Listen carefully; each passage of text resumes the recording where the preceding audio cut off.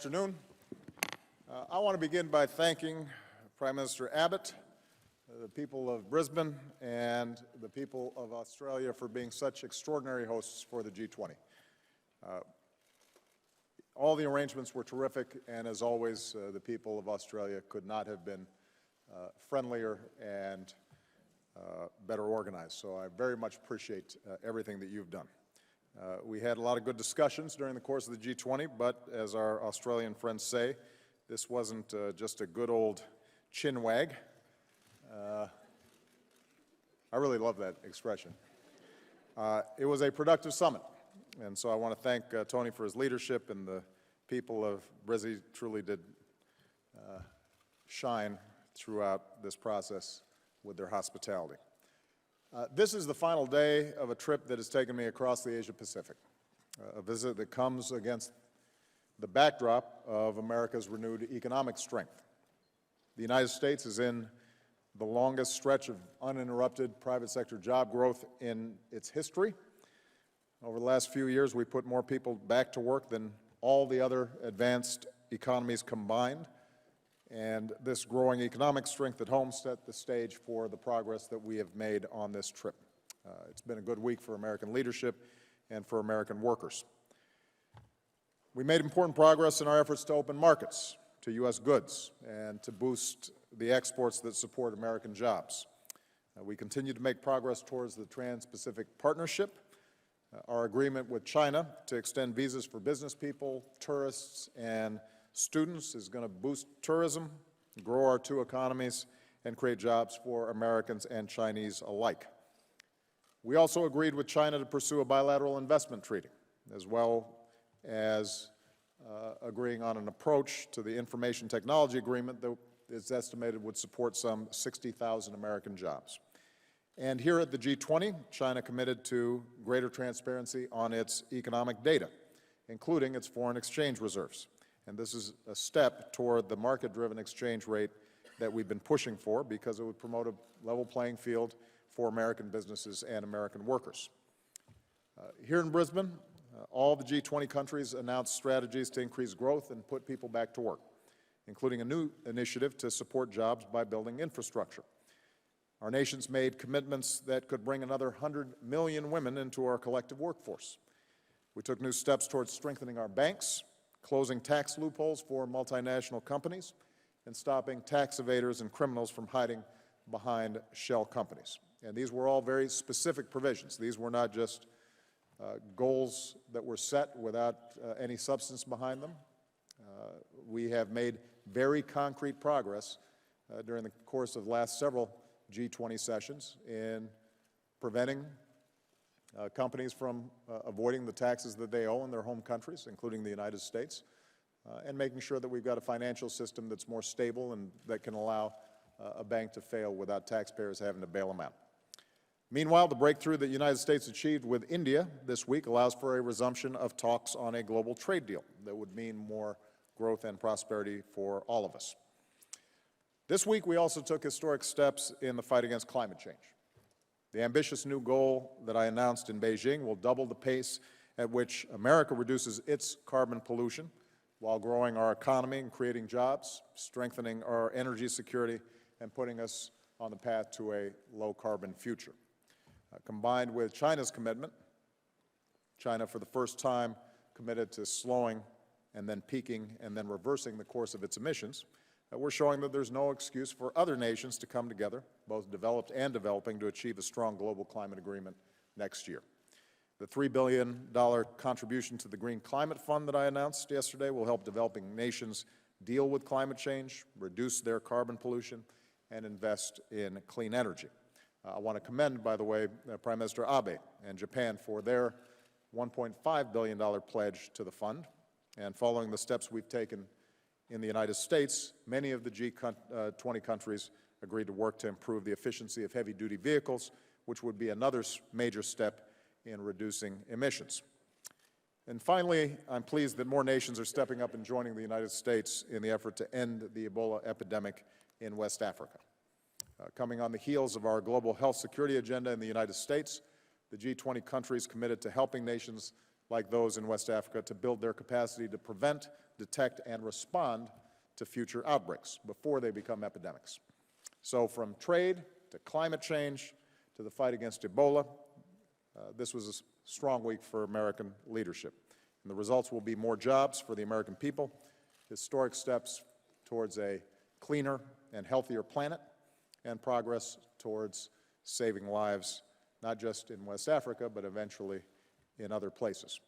If you ask me, I'd say that's a pretty good week. The American people can be proud of the progress that we've made. I intend to build on that momentum when I return home tomorrow. And with that, I'm going to take a few questions. I've got my cheat sheet here. And we're going to start with Matt Spitalnik of Reuters. Thank you, Mr. President. Some of your fellow G20 leaders took an in-your-face approach with President Putin. You had conversations... I'm sorry, with President? With President Putin. Oh, I see. Took a kind of confrontational approach to him. You had brief discussions with him at APEC. How confrontational or not were those encounters? Did you have any further exchanges with him here? What, if any, progress did you make with him on the Ukraine issue?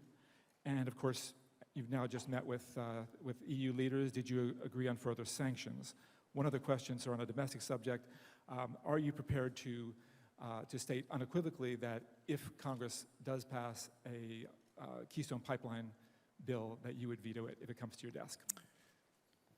I had naturally several interactions with President Putin during the course of the APEC summit and then here at the G20.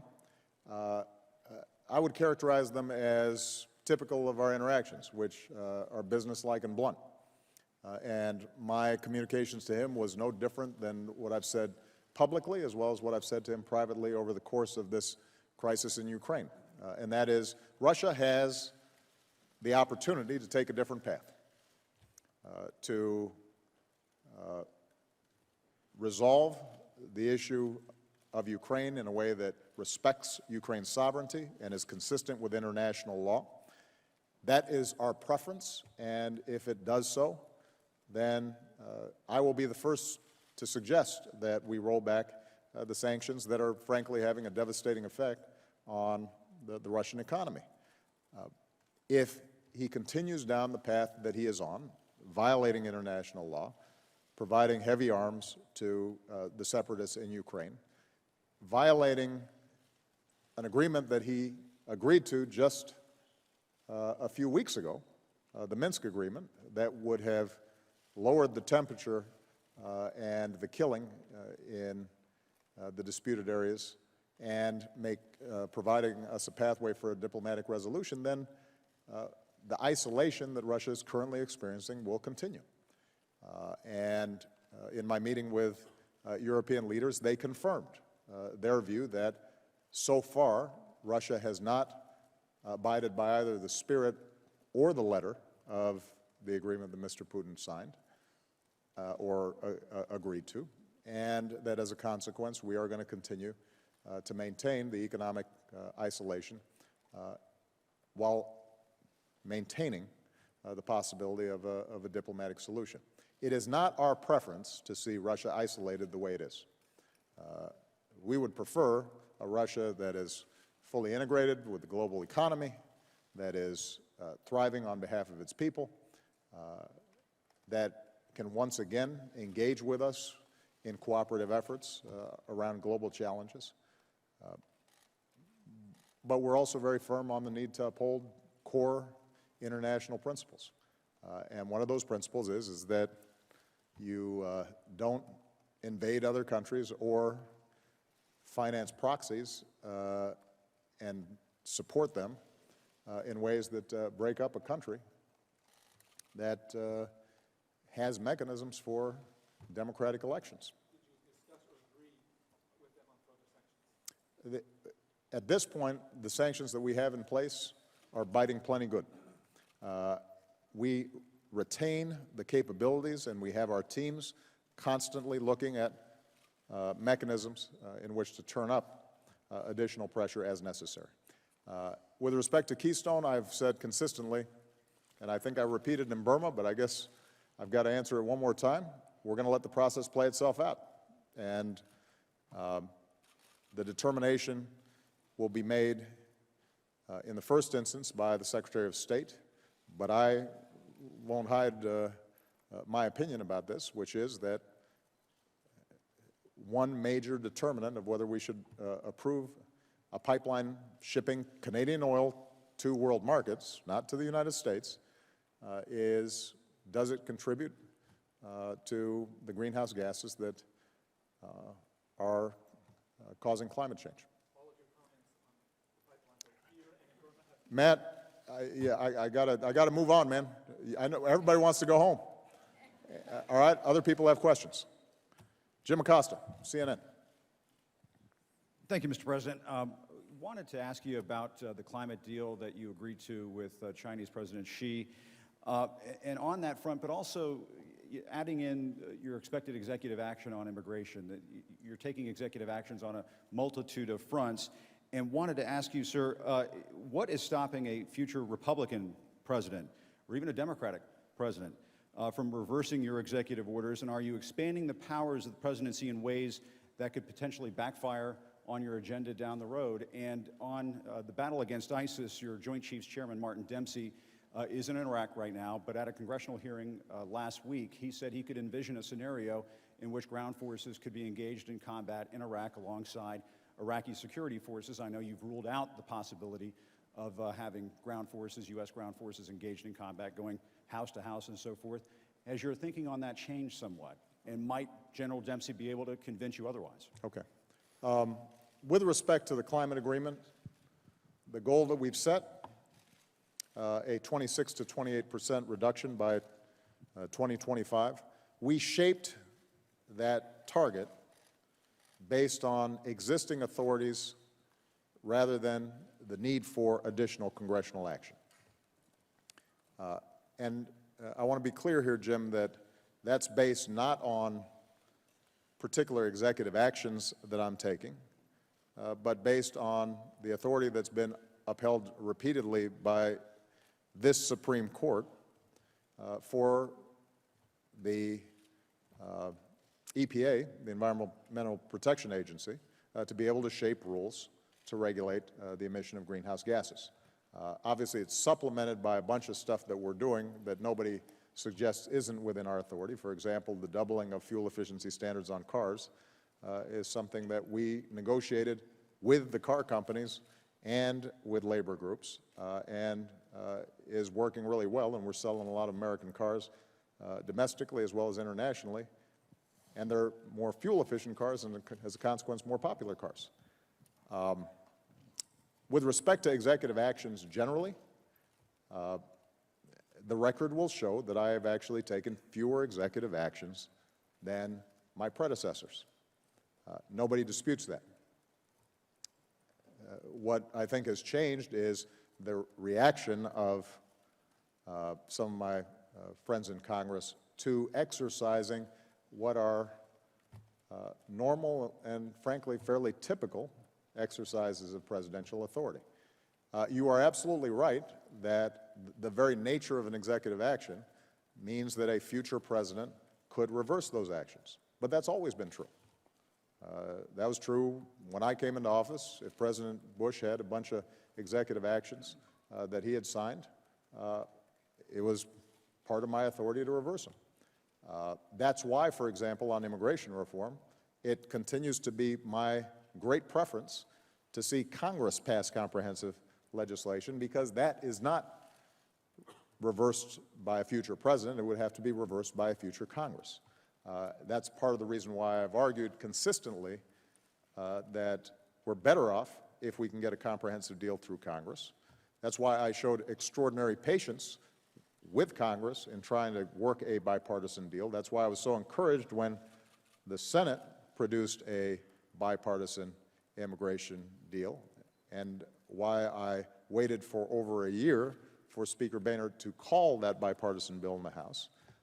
But as I've said before, I can't wait in perpetuity when I have authorities that, at least for the next 2 years, can improve the system. can allow us to shift more resources to the border rather than separating families, improve the legal immigration system. I would be derelict in my duties if I did not try to improve a system that everybody acknowledges is broken. And with respect to Syria, Chairman Dempsey, I think, has consistently said in all his testimony, and I would expect him to always do this, to give me his best military advice and to not be constrained by politics. And he has not advised me that I should be sending U.S. troops to fight. What he said in testimony, and what I suspect he'll always say, is that, yes, there are circumstances in which he could envision the deployment of U.S. troops. That's true everywhere, by the way.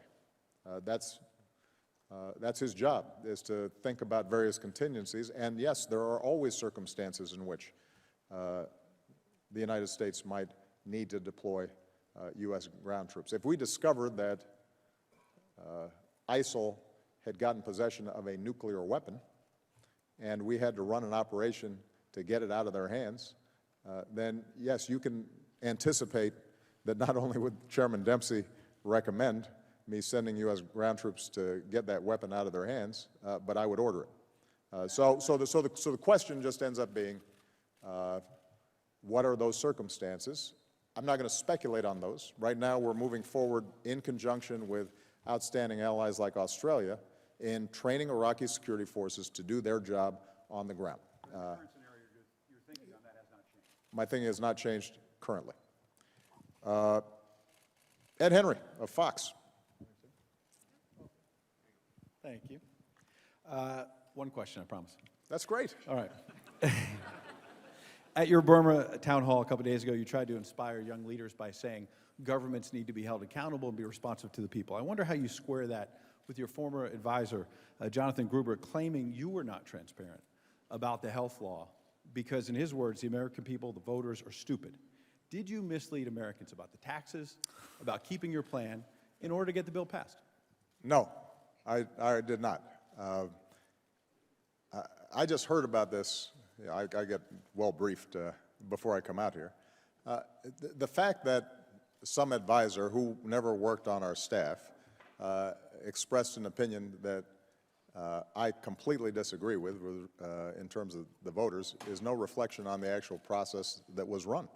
We had a year-long debate, Ed. I mean, go back and look at your stories. The one thing we can't say is that we did not have a lengthy debate about health care in the United States of America, or that it was not adequately covered. I mean, I would just advise every press outlet here, go back and pull up every clip, every story, and I think it's fair to say that there was not a provision in the health care law that was not extensively debated and was fully transparent. Now, there were folks who disagreed with some of these various positions. It was a tough debate. But the good news is, and I know this wasn't part of your question, but since some folks back home who don't have health insurance may be watching, open enrollment just started, which means that those who did not take advantage of the marketplaces the first time around, they've got another chance to sign up for affordable health care. They may be eligible for a tax credit. So far, there were over 500,000 successful logins on the first day. Healthcare.gov works really well now. 1.2 million people used the window shopping function since Sunday. There were 23,000 applications completed in just the first 8 hours and tens of thousands more throughout the day. Healthcare is working. More than 10 million people have already gotten health insurance. Millions more are eligible. And contrary to some of the predictions of the naysayers, not only is the program working, but we've actually seen healthcare inflation lower than it's been in 50 years, which is contributing to us reducing the deficit and has the effect of making premiums for families lower than they otherwise would have been if they have health insurance. All right? Kristen Welker.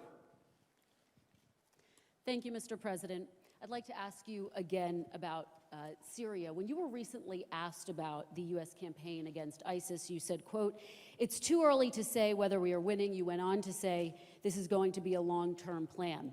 There are now reports that you have ordered a review of your entire Syria policy. So I'd like to put the question to you today. Are you currently recalibrating your policy in Syria, and does that include plans to remove President Bashar al-Assad? And was it a miscalculation not to focus on the removal of Assad initially? Thank you.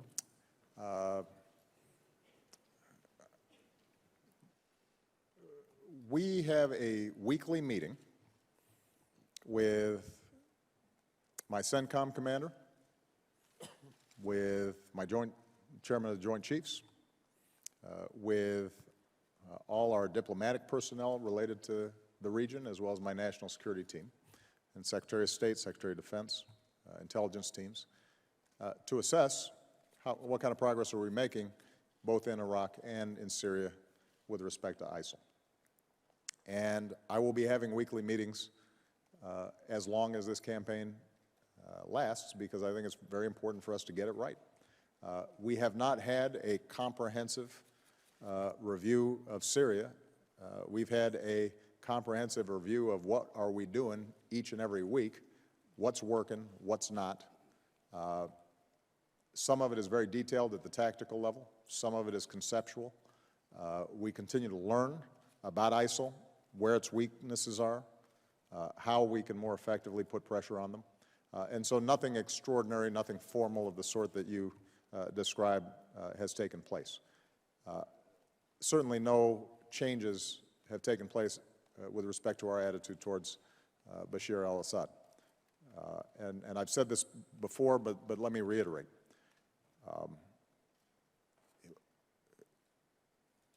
Assad has ruthlessly murdered hundreds of thousands of his citizens, and as a consequence has completely lost legitimacy with the majority of the country. For us to then make common cause with him against ISIL would only turn more Sunnis in Syria in the direction of supporting ISIL and would weaken our coalition that sends a message around the region. This is not a fight against Sunni Islam. This is a fight against extremists of any stripe who are willing to behead innocent people or kill children or mow down political prisoners with the kind of wanton cruelty that I think we've very rarely seen in the modern age.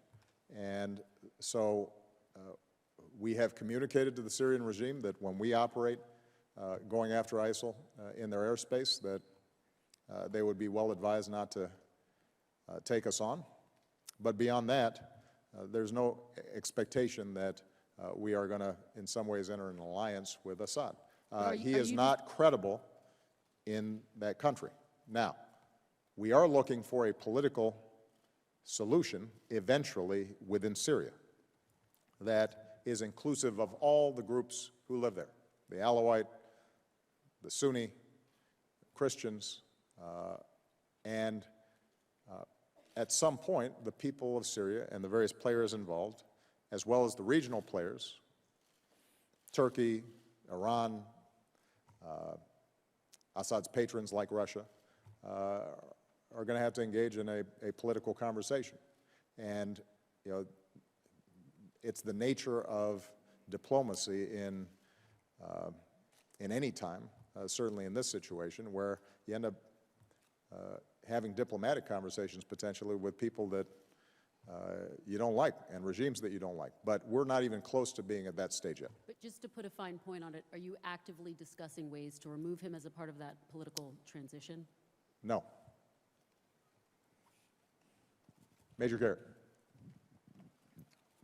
Thank you, Mr. President. As you well know, the continuing resolution expires on December 11th.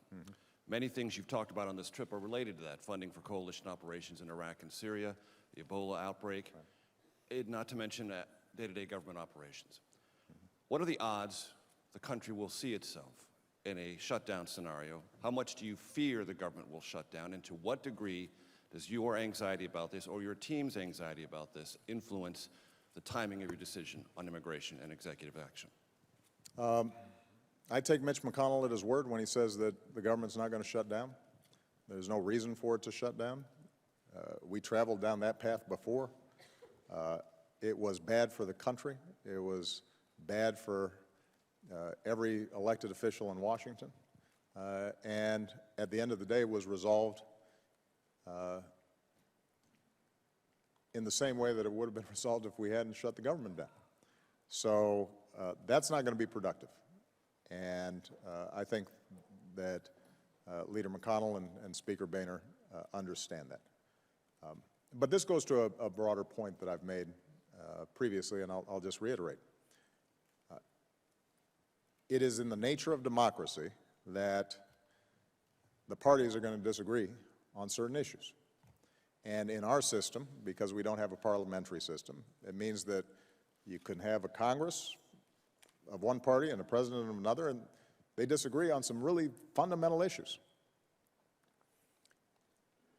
And the question then is, how do you deal with that? Well, the sensible way to deal with it is to say, here are the issues we don't agree on, and we'll fight like heck for our position, and then we'll work together on the issues that we do agree on.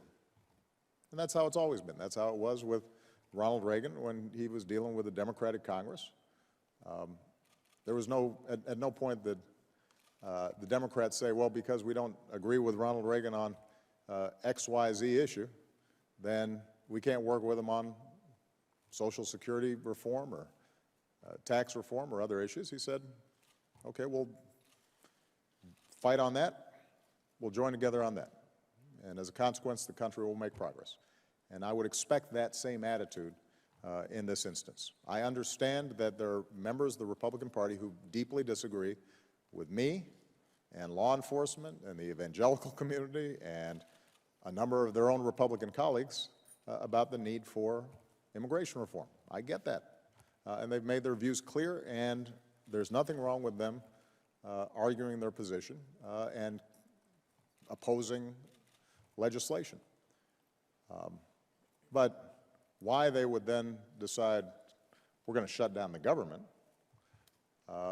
makes about as much sense as my decision to shut down the government if they decide to take a vote to repeal health care reform for the, is it 53rd or 55th time?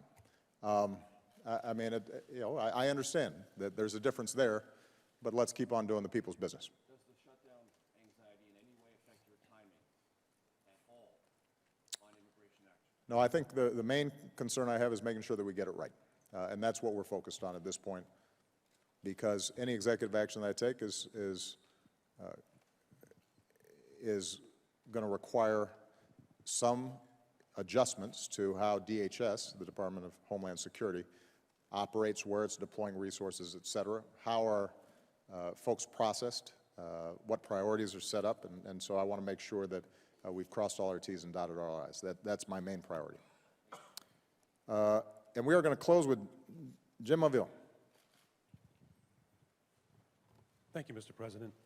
Following up on immigration, in 2010, when asked by immigration reform advocates to stop deportations and act alone on providing legal status for the undocumented, you said, quote, "I'm president, I'm not king. I can't do these things just by myself." Right. In 2013, you said, "I'm not the emperor of the United States. My job is to execute laws that are passed." Mr. President, what has changed since then? And since you've now had a chance to talk since July with your legal advisors, right, what do you now believe are your limits so that you can continue to act as president and not as emperor or king? Well, actually my position hasn't changed. When I was talking to the advocates, their interest was in me, through executive action, duplicating the legislation that was stalled in Congress. And getting a comprehensive deal of the sort that is in the Senate legislation, for example, does extend beyond my legal authorities. There are certain things I cannot do. There are certain limits to what falls within the realm of prosecutorial discretion in terms of how we apply existing immigration laws. And what we've continued to do is to talk to Office of Legal Counsel that's responsible for telling us what the rules are, what the scope of our operations are, and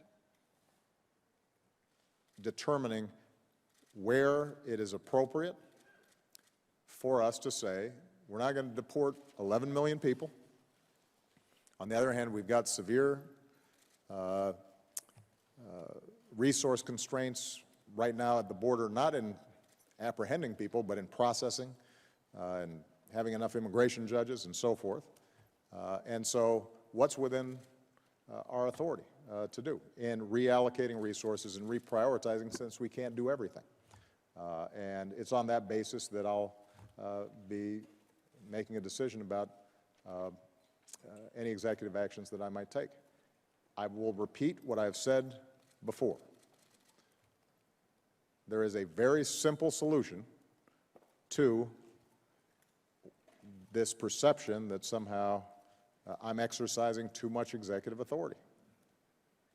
Pass a bill I can sign on this issue.